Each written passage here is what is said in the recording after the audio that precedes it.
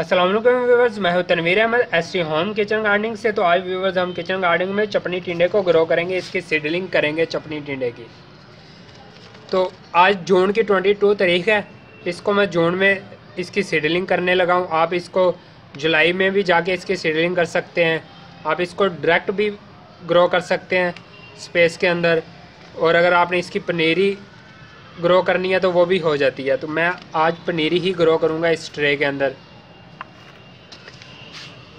इसके लिए मैंने ये मिट्टी के अंदर कोकोपीट मिक्स किया हुआ है और इसके अंदर मैंने सैंड को मिक्स किया हुआ है, ताकि हमारी सीडलिंग इजीली उसकी बर्डिंग स्टार्ट हो सके।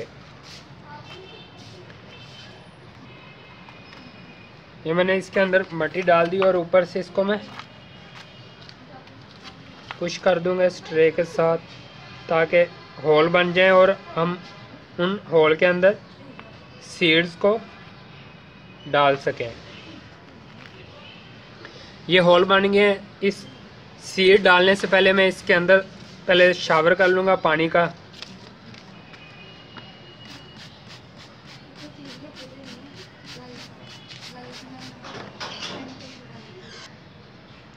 तो मैंने मिट्टी को पानी के साथ गीला कर दिया था और अब मैं इसकी सीडलिंग करूँगा चपनी टिंडे की।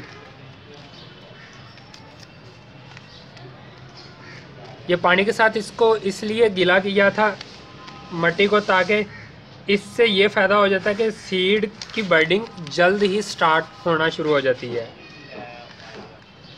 ये इसके सीड्स हैं।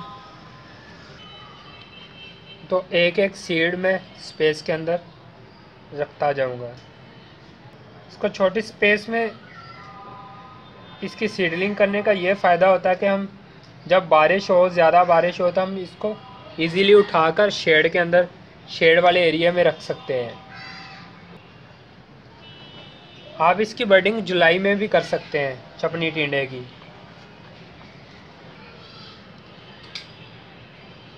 ये मैंने सीड इसके अंदर डाल दिए हैं। अब इसको हम कवर कर देंगे मिट्टी के साथ ऊपर से,